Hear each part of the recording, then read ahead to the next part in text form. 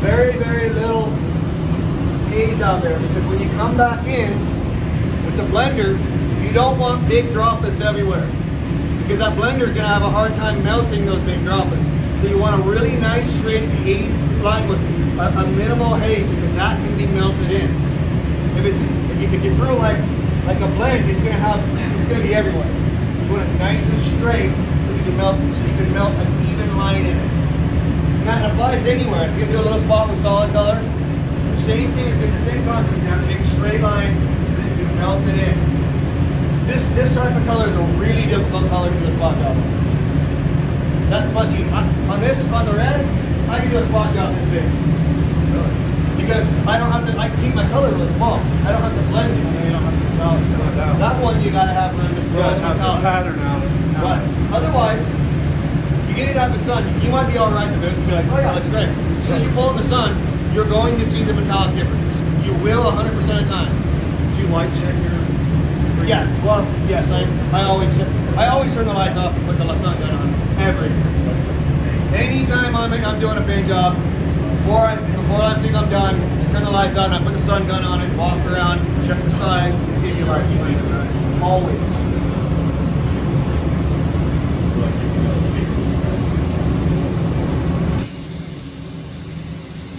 Same thing. I'm just going to barely past that. I'm not going much more past that. I really need to protect that.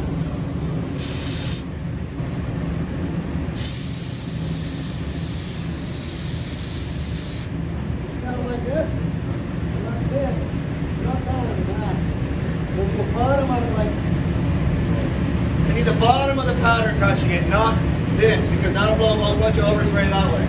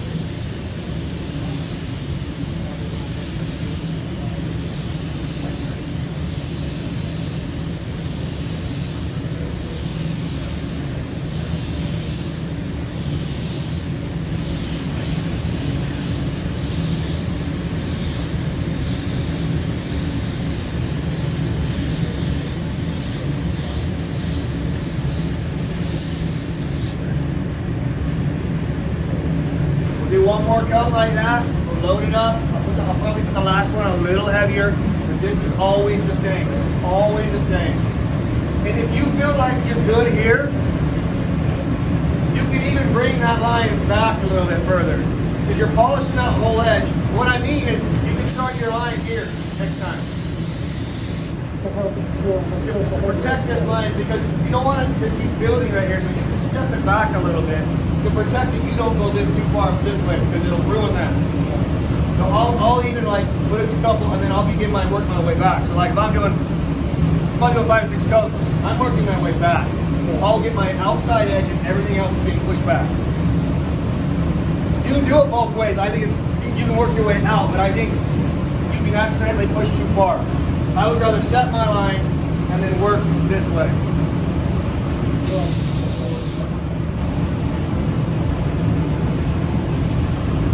What do you think? That's like Fred. That's like you would as well. I know. Yeah. Good work, Freddie. Thanks, buddy.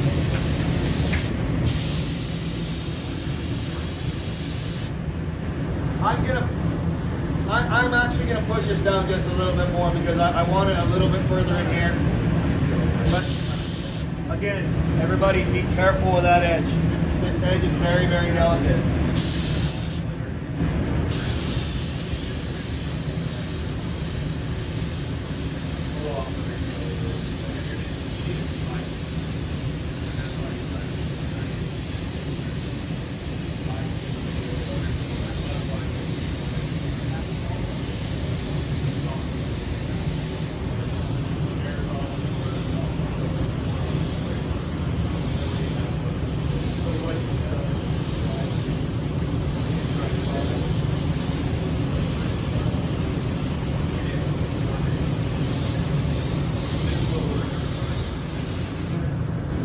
Okay, as soon as you're done with the last coat, you immediately grab your solvent.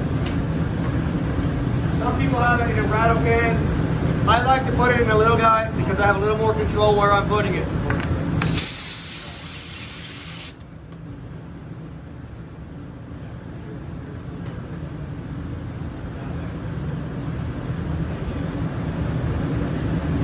You bring your pattern in to where it's not all the way.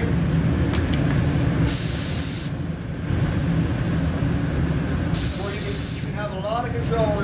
Remember, this is like water. So you don't want your air pressure too high and you don't want to put too much on because it will run.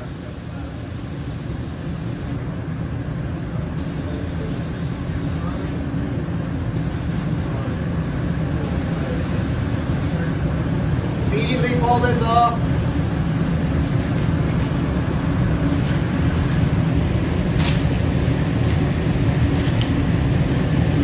And slowly and patiently melt that in. Now you're not trying to be rid of it. You're just trying to melt it in so when you come back and polish it, sand and polish it, it easily sands. And you don't have to work out this nasty edge. So I just slowly and methodically melt that in the best that I can.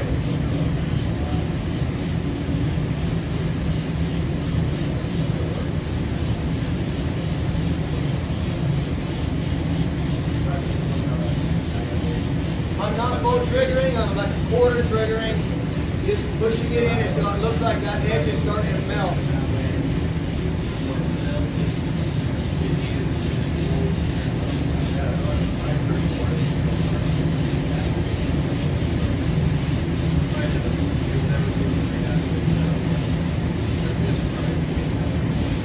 And I'm also blowing a bunch on the outside because if there was any overspray, I want to melt it in.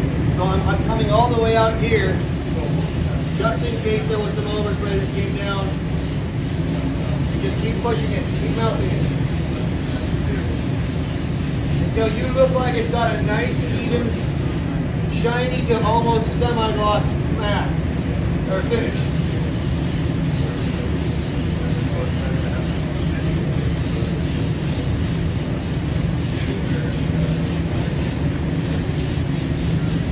Again, this stuff is really, really runny. So you're barely squeezing the trigger just to get a little bit on it, and you're slowly melting it in. You've seen I've done all this like 50 times, but just keep air on it, keep melting it until it looks pretty consistent like you've melted that edge. And that's it. You bake it, give it time, come back over and sand it, and if everything works right, it will bite in and you won't see that clear line. Again, this applies on all things. I've just made a big exaggerated version of that.